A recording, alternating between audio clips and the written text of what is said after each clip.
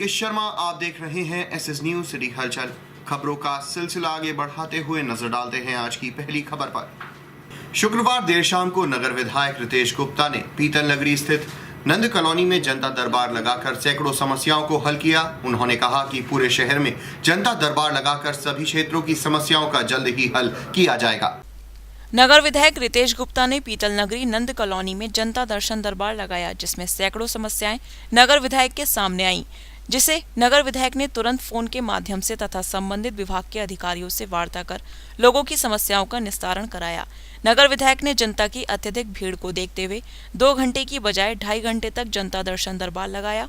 सबसे ज्यादा समस्याएं सड़क, बिजली बिल, पानी, गैस कनेक्शन, आपसी झगड़ा, राशन, प्रधानमंत्री आवास योजना से संबंधित समस्याएं प्रमुख थीं, जिसे नगर विधायक ने जनता की अत्यधिक समस्याओं को देखते हुए तुरंत निराकरण करने की बात कही। वहीं नगर विधायक रितेश गुप्ता ने बताया कि जनता दर्शन दरबार प्रत्येक सप्ताह अलग अलग क्षेत्रों में लगाया जाएगा और पूरे शहर को जनता जनार्दन की समस्याओं को एकत्रित कर उसका समाधान कराया जाएगा। बीच में आज पहली बार नहीं पहुंचा हूं, जनता से लगातार मैं संपर्क में हूं, लेकिन अब तक मेरे ऑफिस में डेली जनता दरबार लगता था, तो मैंने सोचा कि मैं अब जनता के बीच मोहल्लों में जाके जगह जाके उनकी समस्याओं को सुनूं। आज इसी कड़ी में मैंने पीतल बस्ती में वार्ड 45 को चुना है और यहाँ पे मैंने आज जनता दर्शन का कार्यक्रम रखा है। इसके तहत जो भी जनता की समस्या है उनके क्षेत्र की, वो मैं सुन रहा हूँ उसको और उसको मैं नोट कर रहा हूँ। बहुत सी समस्याएं पेंशन को लेके आ रही हैं, वृद्धावस्था पेंशन को लेके आ रही है, 60 सालों को लेके आ रही है, तो उसके लिए भी एक व्यक्ति यहाँ पे अलग से बैठा रखा है जो नोट कर रहा है कि किस को इसकी आवश्यकता है। एक समस्या ये है कि उन लोगों ने ऑनलाइन अप्लाई नहीं किया है, तो उनका डिटेल हम नोट कर रहे हैं, उनसे ऑनलाइन अप्लाई करवाएंगे। उसमें प्रधानमंत्री आवास योजना के तहत बहुत से लोग ऐसे आ रहे हैं जिन पर मकान नहीं है, तो प्रधानमंत्री आवास योजना के तहत ऐसे लोगों से एप्लीकेशन ली जा रही है और उनके विभाग से संबंधित REPL जो लोग अप्लाई करते हैं उनका फॉर्म का सत्यापन करती है एजेंसी, उस एजेंसी के लोग की मैंने अपने साथ बैठा रखे हैं, तो उनकी डिटेल नोट की जा रही है। जो भी सड़क के संबंध में मेरे पास लोग एप्लीकेशन लेके आ रहे हैं, तो उन लोगों की सड़क बने इसकी भी चिंता की जाएगी। सड़क, बिजली, पानी, चिकित्सा, जो भी इससे संबंधित जो भी समस्याएं हैं उनका निदान तुरंत किया जाएगा। इसी तरह से मुरादाबाद में और भी जगह पर जनता, हाँ, मुरादाबाद में जो मेरी विधानसभा है पूरी विधानसभा में हर हफ्ते कहीं न कहीं जाके या जैसा भी समय उपलब्ध होगा उसके हिसाब से जनता दर्शन में लगाऊंगा। कार्यक्रम में मुख्य रूप से पूर्व पार्षद रानी सैनी, सोमपाल सिंह, अरविंद सिंह, बॉबी सक्सेना, मीडिया प्रभारी विपिन गुप्ता, राजीव गुप्ता, कुलदीप नारायण सिंह, प्रतिनिधि अभिनव शर्मा, मनीष सैनी, पंकज दक्ष, प्रीतम कुमार, शशांक शर्मा, योगेश कश्यप, अनिल सैनी, कमल कुमार, मनीष सैनी आदि क्षेत्रवासी मौजूद रहे। गोविंद पाल, एसएस न्यूज, मुरादाबाद। शनिवार को सीएमओ कार्यालय में एक प्रेस कॉन्फ्रेंस आयोजित की गई, जिसमें दस्त पखवाड़े के बारे में विस्तार से जानकारी सीएमओ डॉक्टर संजीव यादव ने मीडिया को दी। राष्ट्रीय स्वास्थ्य मिशन द्वारा सघन दस्त नियंत्रण पखवाड़े का आयोजन किया जा रहा है। इसी सिलसिले में आज सीएमओ कार्यालय में एक प्रेस वार्ता आयोजित की गई। प्रेस वार्ता के दौरान सीएमओ ने बताया कि आगामी 26 जून से 8 जुलाई तक दस्त नियंत्रण पखवाड़े का आयोजन किया जाएगा, जिसमें 2 माह से 5 वर्ष तक के बच्चों के लिए ORS और जिंक पिलाया जाएगा। इस पखवाड़े का उद्देश्य शिशु मृत्यु दर एवं बाल्यावस्था मृत्यु दर में कमी लाना है। आज की ये प्रेस कॉन्फ्रेंस विशेष तौर पर सघन दस्त नियंत्रण पखवाड़े के विषय में बात करने के लिए बुलाई गई है। इसका दस्त नियंत्रण पखवाड़े का आयोजन 26 जून से 8 जुलाई तक किया जा रहा है। इसका मुख्य उद्देश्य शिशु मृत्यु दर में कमी करना है। WHO की रिपोर्ट ये कहती है कि दस्तों के कारण लगभग 11% बच्चों की मृत्यु होती है प्रतिवर्ष, और इसमें कमी लाई जा सकती है अगर हम दस्त नियंत्रण के कार्यक्रम को बढ़िया तरीके से चलाएं। इस कार्यक्रम के तहत हम 5 वर्ष से कम उम्र के सभी बच्चों के घर में ORS का पैकेट बांटा जाता है, और जिस घर में छोटे बच्चे को दस्त हो रहे हों उस घर में ORS के पैकेट के साथ साथ जिंक की गोली दी जाती है। जिंक एक बहुत ही आवश्यक तत्व है। वो अगर बच्चे को सही समय पे मिल जाए और 14 दिन तक माँ बच्चे को जिंक भी खिलाए साथ में, तो फिर बच्चे को होने वाले कॉम्प्लिकेशंस नहीं होते और 3 माह तक बच्चा बिल्कुल प्रोटेक्टेड रहता है इस तरह की परेशानियों से। तो ये प्रोग्राम लगातार चलाया जाएगा, विशेष तौर पर उन क्षेत्रों में जहाँ कम साफ़ सफाई वाले क्षेत्र हैं, संवेदनशील क्षेत्र हैं, और हर 5 साल तक के छोटे बच्चों के घर में उनको एक ORS दिया जाएगा, और जहाँ जहाँ बच्चों को दस्त हो रहे हैं वहाँ पर 2 ORS के पैकेट और एक जिंक की 14 दिन के लिए टैबलेट्स दी जाएंगी, जो कि बच्चे को खिलाई जानी है। ऐसे मुरादाबाद जिले में कितने सेंटर के, कितने स्थान चिन्हित किए गए हैं यहाँ पे? करीब 400। मुरादाबाद में लगभग 400 के करीब ऐसे स्थान चिन्हित किए गए हैं जहाँ पे ORS कॉर्नर भी बनाए जाएंगे, और सब तरह की जो है जानकारी के लिए पोस्टर्स लगाए जाएंगे।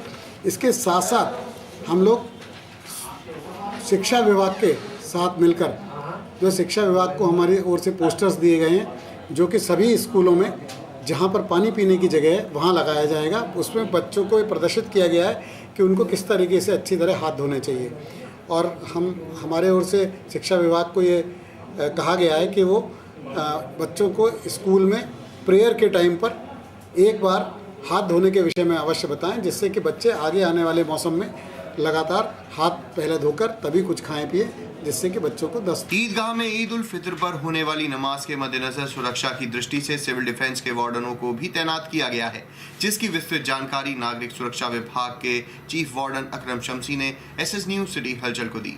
दूसरी जगह की मस्जिदें हैं, छोटी मोटी जो अलग अलग शहरों में मस्जिद में होता है, वहाँ पर भी हमारे वार्डन मौजूद रहते हैं। लगभग 250 वार्डन ऐसे हैं जो इस ईद की ड्यूटी में लगे रहते हैं। तो क्या अपील करना चाहेंगे वार्डन से और शहरवासियों से? अपने वार्डन से कहूँगा कि बहुत अच्छी तरीके से अपनी ड्यूटी को निभाएं, और जहाँ जहाँ उन लोगों की ड्यूटी है वो पहले से कहीं पर नमाज़ पढ़ लें, उसके बाद वहाँ ईदगाह पर लग जाएं। ईदगाह पर सबसे ज़्यादा भीड़ होती है, तो मैं सबसे यही अपील करूँगा कि अपने सारे वार्डनों से कि मतलब ईदगाह पर टाइम से पहुँचें और ज़्यादा से ज़्यादा अच्छी से अच्छी अपनी ड्यूटी को निभाएं। रोडवेज विभाग द्वारा यात्रियों की सुविधाओं को ध्यान में रखते हुए ईद पर बसों की अतिरिक्त व्यवस्था की गई है, जिसकी अधिक जानकारी पीतल नगरी ARM महेश कुमार ने SS न्यूज सिटी हलचल को दी। ईद के पर्व पर दिल्ली से जो बसें चल रही हमारी, ये यात्री निकलेगा, उनके लिए हमने पर्याप्त व्यवस्था कर रखी है। तो जैसे ही यात्री बढ़ता है तो अतिरिक्त बसें संचालित की जाएंगी, दिल्ली से, लखनऊ से और आगरा रूट पर जहाँ यात्री निकलेगा वहाँ की बसें उपलब्ध हैं, और संचालन पूरा किया जाएगा, यात्रियों को सुविधा प्राप्त की जाएगी। लोकल सेवा को लेकर के ध्यान रखेगा? लोकल सेवाएँ जो हमारी हैं, जनौसी है और चंदौसी मार्ग है, संभल मार्ग है, इन पर जो बसें लगी हैं मंदिर, वो पर्याप्त मात्रा में हैं और कई फेरे लगाकर यात्रियों को अपना गंतव्य स्थान तक पहुँचाते हैं। कुछ एक्स्ट्रा बसें भी लगाई गई हैं? बसें एक्स्ट्रा क्या, बसें तो उतनी हैं जितनी हैं, उन्हीं को मार्ग डाइवर्ट कर दिया जाता। यदि यात्री ज़्यादा निकलेगा दिल्ली से तो दिल्ली भेज दी जाएंगी, उनका सामान स्थित रहेगी। सर क्या इसको जो चालक परिचालक है उनकी ड्यूटी कैंसिल कर दी गई है, छुट्टियाँ कैंसिल की गई हैं, छुट्टी दी जा रही है? नहीं, एक्चुअली ईद पर्व को देखते हुए चालक परिचालकों की अनुपस्थिति को देखते हुए उनकी छुट्टियाँ रद्द कर दी गई हैं, ताकि जनता को किसी प्रकार की असुविधा ना हो। बसें हमारी सही संचालित होती रहें। गंगा जमुनी तहजीब और आपसी भाईचारे को मजबूत करने के उद्देश्य से एक्टिव प्रेस क्लब की ओर से पीरजादा रोड स्थित तमन्ना बैंकेट हॉल में रोजा इफ्तार का आयोजन किया गया, जिसमें तमाम प्रशासनिक अधिकारियों के साथ ही शहर के गणमान्य लोग उपस्थित रहे। हर वर्ष की भांति इस वर्ष भी एक्टिव प्रेस क्लब की ओर से गंगा जमनी तहजीब व आपसी भाईचारे को मजबूत करने को लेकर मोहल्ला सियालकोट पीरजादा रोड स्थित तमन्ना बैंकेट हॉल में रोजा इफ्तार का आयोजन किया गया, जिसमें पुलिस व प्रशासन के अधिकारी, नेताओं, समाज सेवियों, उलेमाओं एवं पत्रकारों व सभी धर्मों से जुड़े नागरिकों ने हिस्सा लेकर आपसी भाईचारे का संदेश दिया और सभी ने एक्टिव प्रेस क्लब के इस आयोजन की जमकर सराहना की। इस मौके पर शहर विधायक रितेश गुप्ता, विधायक कांठ राजेश चुन्नू, विधायक देहात हाजी ग्राम कुरैशी, ADM प्रशासन लक्ष्मी शंकर सिंह, SDM बिलारी राम प्रकाश, पूर्व मेयर डॉक्टर SD हसन आदि शहर के तमाम गणमान्य लोगों ने सामूहिक रोजा इफ्तार में हिस्सा लिया। इस मौके पर अध्यक्ष सुशील कुमार शर्मा, महासचिव हाजी अशरफ अली, बिलाल अहमद, परवेज नाजिम, असद कमाल आदि तमाम पत्रकार उपस्थित रहे। Kausar Ali, SS news Moradabad. शुक्रवार को अखिलेश सिनेमा में जादूगरनी अलीशा के जादुई शो की विधिवत शुरुआत की गई। उद्घाटन जिला सूचना अधिकारी RK सक्सेना ने किया। जादूगर मिस्टर इंडिया अजय दिवाकर ने लेडी मैजिशियन अलीशा को शॉल उड़ाकर और महला पहनाकर उनका स्वागत किया। इसके बाद जादूगरनी अलीशा ने हैरत अंगेज जादुई कारनामे दिखाए। शुक्रवार की देर शाम को अखिलेश सिनेमा में जादू के शो की विधिवत शुरुआत की गई, जिसका शुभारंभ जिला सूचना अधिकारी आर.के. सक्सेना ने फीता काटकर किया। उसके बाद जादूगर मिस्टर इंडिया अजय दिवाकर व उनकी पत्नी रेखा दिवाकर ने लेडी मैजिशियन अलीशा का शॉल उड़ाकर व माला पहनाकर स्वागत किया। इसके बाद अजय मैजिक वर्ल्ड की ओर से उन्हें अचीवमेंट अवार्ड प्रदान किया गया। इसके बाद जादूगरनी अलीशा ने हैरत अंगेज जादुई कारनामे दिखाए। इस मौके पर निखिल यादव, गोपाल अंजान, डॉक्टर प्रमोद शर्मा, के गुप्ता, राम गोपाल, युद्धवीर सिंह आदि गणमान्य लोग उपस्थित रहे। Govindpal, SS news, Moradabad. इसके बाद जादूगरनी अलीशा ने हैरत अंगेज जादुई कारनामे दिखाए।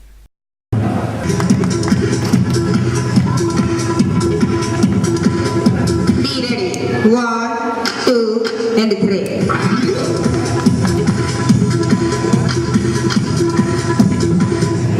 Be ready. 1, 2, and 3.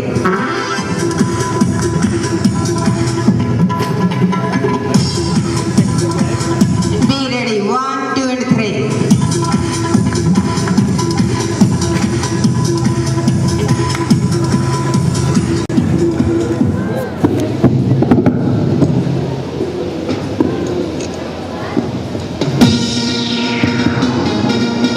तो ये दोस्तों पेश करती हूँ नॉन स्टॉप, और उससे पहले ये पेश करती हूँ miss India and mister India का। ये देखते हैं water of India.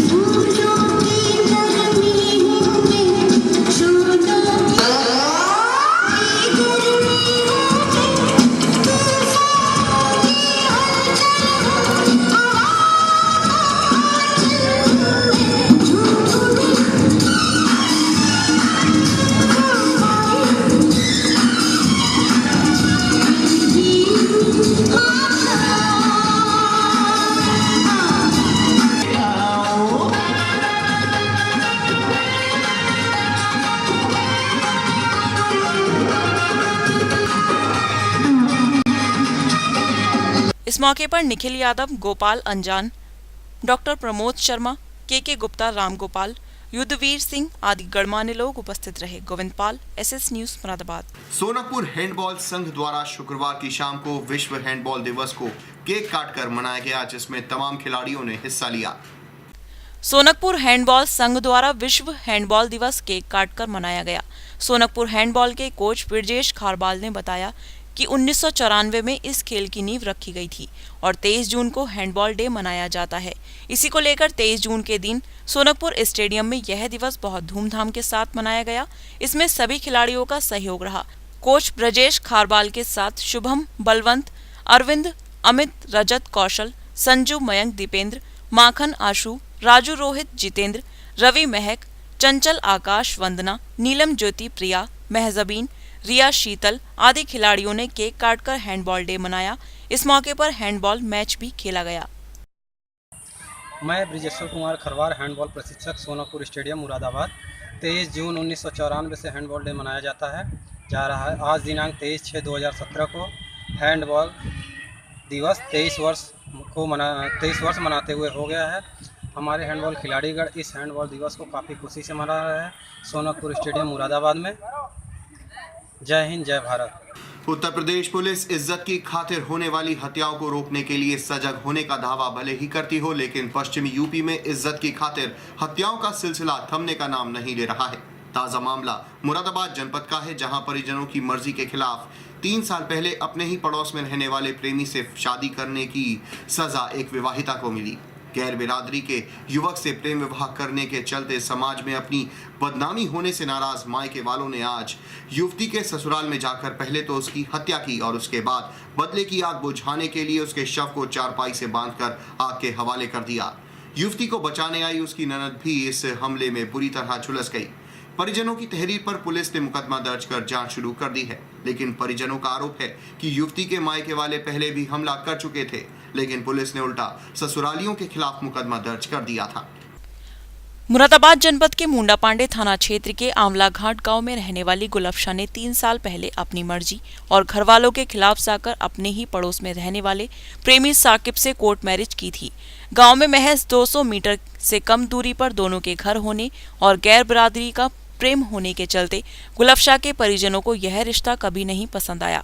Court marriage होने के बाद भी गुलफशा के परिजनों को अपनी बदनामी और समाज में इज्जत खराब होने के चलते बदला लेने का रास्ता ही पसंद आया और 2 साल पहले दोनों पक्षों में जमकर मारपीट हुई थी। आज दोपहर बाद जब घर में गुलफशा और उसकी नंद अकेली थी, उसी वक्त मायके पक्ष से 1 दर्जन से ज्यादा लोग साकिब के घर में घुस आए और बिस्तर पर सो रही गुलफशा का गला दबाकर उसकी हत्या कर दी। इतना ही नहीं, कमरे में सो रही गुलफशा की नंद बुशरा को आरोपियों ने तमंचे के बल पर काबू कर लिया और गुलफशा के शव को चारपाई से बांधकर आग लगा दी। इस दौरान आरोपी उसके 2 साल के मासूम बच्चे को भी आग के हवाले करना चाहते थे, लेकिन नंद बुशरा ने किसी तरह उसे बचा लिया। आग में बुरी तरह झुलसी नंद का आरोप है कि उसके घर के सदस्य एक रिश्तेदार के अंतिम संस्कार में शामिल होने गए थे, जबकि घर में मौजूद कुछ सदस्य अलविदा की नमाज अदा करने मस्जिद में गए थे। बुशरा ने आरोपियों पर जेवर लूटने का भी आरोप लगाया है। आन के मार के आग लगा गए भाई, सब घर वाले दफन में गए हुए थे, चचेरे बहनोई ख़त्म हुए थे दौलतपुर में। मेरे भैया के साथ उस लड़की ने लव मैरिज कर लिया था जो उनसी ख़त्म हो गई, उससे रंजिश रखे थे। सब लोग पूरे ख़ानदान के दफन में गए हुए थे और जो थे बच्चे वो नमाज को अलविदा का जुम्मा था, नमाज में थे। दोनों नंद भावजा कमरे में लेटे सो रहे थे, आन के सोते हुए को दबा लिया, उसका टैट हुआ दे के बांध के मुझे गदन मचान दिया, कोई आ जाएगा मुझे मारा और मुझे बाल पकड़ के एक कोने में को डाले रहे, मारते रहे। तमंचे, छुरी और डंडे उनके हाथों में थे और उसका टैट हुआ दे के ऐसे ही सोती कहीं जैसे लेटी थी और मिट्टी का तेल छिड़क के और आग लगा दी। जब आग लग गई नहीं तेज की तो उसका लड़का था 2 साल का, उसका लड़का अंदर कमरे में रह गया। जब उसकी मुझे रोने की आवाज़ आई तो मैं भागी आग लगते हुए, मैं उस लड़के को ढूंढने, तो मुझ में भी आग लग गई। उस लड़के को खींच के लाई आग लगती में से। और उस लड़की को तो जला के राख कर दिया। पहले टैटुआ दिया, टैटुआ दे के मिट्टी का तेल छिड़क के आग लगा दी। कितने लोग थे? लोग थे इरफान, रिजवान, फुरकान, फरजंद, मसरूफ, फारूक, कलुआ, अशरफ, फिरासत, शराफत।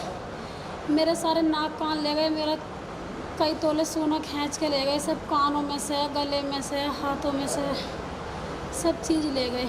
क्यों मारा? कारण क्या रहा? कारण ये था, उसने अपनी मर्जी से शादी करी थी, लव मैरिज करा था मेरे भाई के साथ में, ये एलर्जी रखते थे उससे। मामला ये है सर, हम नमाज़ पढ़ने के लिए गए थे। हमारी जो भाभी थी वो इकली घर पर, हमारी बाजी घर पर थी। सर हमारी अम्मी अब्बू दफन लगे हुए थे सर, सारा परिवार। जब हम नमाज सलाम फिरा, हमारा छोटा भाई नमाज में से आया तो उसने जाकर गदर काटा मस्जिद में कि घर को भागो। हमने कहा पता नहीं क्या बात हुई। हमने घर आके देखा तो सर आग लगी पड़ी थी। किस में लगी पड़ी थी? हमारी भाभी में, हमारी सिस्टर में। क्या नाम है? अब भाभी का हमारी गुलफ्शा और सिस्टर का हमारी शबीन। पुरानी कोई इस तरीके की रंजिश? जी सी, हमारे भाई ने लव मैरिज शादी की थी इनसे सर, इसी बात की चिड़ चल रही थी सर। हमने पहले भी 3 एप्लीकेशन है SSP कहाँ दी थी सर, कोई सुनवाई नहीं हो पाई। शादी कहाँ से करी थी? गाँव से की थी सर। कौन से गाँव से? आमला घाट पड़ोस से ही। क्या नाम है उनका? मसरूफ। और सर शादी की थी, उसके बाद सर उन्होंने आपत्ति जताई क्या इस शादी से? जी सर, उन्होंने खूब आपत्ति जमाई सर, मगर लड़की की राजी थी तो सर ये काम पूरा हो गया था। अब क्या घटना हुई आपके घर पे? ये घटना सर ये हुई, हमारे पापा हमारी अम्मी दफन में गए हुए थे और ये रंजिश चल रही थी इनसे हमारी। हम नमाज में थे, हमारे घर पे कोई नहीं था। इन्होंने सर मौका देखा और ये कांड हो गया सर। किस तरीके से मारा गया? ये सर आग लगा के मारा गया। घर में घुसकर महिला को जलाकर मौत के घाट उतारने की सूचना मिलते ही पुलिस अधिकारियों में हड़कंप मच गया। आनन फानन में अधिकारी मौके पर पहुंचे और पीड़ित परिजनों द्वारा पकड़े एक युवक को हिरासत में लेकर थाने भिजवाया गया। पुलिस के मुताबिक परिजनों से बातचीत के बाद मामला ऑनर किलिंग का है और आरोपियों को तलाश किया जा रहा है। गुलफ्शा और उसके ससुरालियों पर 2 साल पहले भी हमला किया गया था और तब पुलिस ने दोनों तरफ से मुकदमा दर्ज किया था। पुलिस मामले के और तथ्यों की भी जांच कर रही है। आरोपी पक्ष के सभी लोग अपने घर छोड़कर फरार हैं और गांव में तनाव देखते हुए RAF और पुलिस को गांव में तैनात किया गया है। थाना मुड़ा पांडे में आंवला घाट गांव में आज दोपहर में पुलिस को सूचना मिली कि वहां पर एक विवाहिता को जलाकर मार दिया उसके ससुराल वालों ने। जब पुलिस ने वहां जाकर के मौका मुआयना किया तो पता चला कि उस लड़की को उसके मायके वालों, उसके घर वालों ने ही जला करके मारा था। इस संबंध में लड़की ने पहले भी 2 साल पहले मुकदमा लड़की के घर वालों की तरफ से लिखाया गया था 366 अपहरण का मुकदमा, जिसमें बाद में लड़की ने गवाही देकर के लड़के वालों के साथ रहने चली। इस संबंध में लड़की के घर वाले शायद लड़की से परेशान थे। इस बारे में उन्हें आज ऐसी घटना को अंजाम कितने लोगों के नाम मुकदमा दर्ज है? जैसी तहरीर लड़की के ससुर से प्राप्त हुई है उसके हिसाब से करीब 8 लोगों के खिलाफ मुकदमा लिखने के लिए तहरीर दी गई। अभी मुकदमा लिखा जा रहा है। मुकदमा लिख करके उनके खिलाफ कार्रवाई की जाएगी। एक अभियुक्त को उन्होंने मौके से ही पकड़ लिया था, उसके खिलाफ कार्रवाई की जाएगी। खुद की इज्जत की दुहाई देकर अपने ही हाथों से अपने बच्चों को मौत के घाट उतारने का यह कोई पहला मामला नहीं है। पुलिस ऑनर किलिंग की घटनाओं को रोकने के लाख दावे तो कर रही है, लेकिन सच यही है कि अकेले मुरादाबाद जनपद में पिछले 2 महीनों में इज्जत के लिए हत्याओं का आंकड़ा आधा दर्जन के आसपास है। पुलिस जल्द ही मामले का खुलासा करने का दावा कर रही है, लेकिन अगर पहले ही इस मामले में सतर्कता बढ़ती जाती तो शायद आज गुलफ्शा चारपाई से बंधकर खाक न होती। Mohammad Imran, SS news, Moradabad. शनिवार को डिलारी थाना क्षेत्र में एक युवक को बीच बचाव करना महंगा पड़ गया, जिसमें युवक को दबंगों ने मारपीट कर घायल कर दिया। फिलहाल घायल का अस्पताल में उपचार चल रहा है। बीच बचाव में आए युवक के साथ मारपीट की यह घटना डिलारी थाना क्षेत्र स्थित ढकिया की है। दरअसल यहां पर 2 पक्षों में मारपीट चल रही थी। उसी दौरान बीच बचाव करने साजिद आ गया। बीच बचाव करने आए साजिद को दबंगों ने बुरी तरह मारपीट कर घायल कर दिया। पुलिस ने मामला दर्ज कर घायल को अस्पताल भेज दिया है और पूरे मामले की जांच शुरू कर दी है। अच्छा, कैसे चोट लगी इसके? ये गाड़ी लेकर आ रहा था, झगड़ा हो रहा था, ये बचाने में चला गया तो उसने इसका वार कर दिया। कितना मारा है? काफ़ी पिटा हुआ था देखने से। कितने मारा है? छोटे। तो झगड़ा किस किस के बीच हो रहा था? छोटे के, इसके सोनू की, ये बचाने के लिए गया, उसके बाद इसे मारा। तो थाने में रिपोर्ट कर दी आपने? रिपोर्ट कर दी थाने में भी सर, और डिलारी से हो गई, डिलारी अस्पताल से रेफर कराया। शनिवार को भोजपुर थाना क्षेत्र में हुए सड़क हादसे में एक युवक गंभीर रूप से घायल हो गया। परिजनों ने घायल को इलाज के लिए अस्पताल में भर्ती कराया है। सड़क हादसे में युवक के घायल होने की यह घटना इस्लामनगर पुल की है। दरअसल भोजपुर थाना क्षेत्र के इस्लामनगर निवासी प्रेम सिंह का बेटा अमर सिंह बाइक द्वारा घर से मुरादाबाद जा रहा था। उसी दौरान तेज गति के चलते बाइक फिसल गई, जिसमें वह गंभीर रूप से घायल हो गया।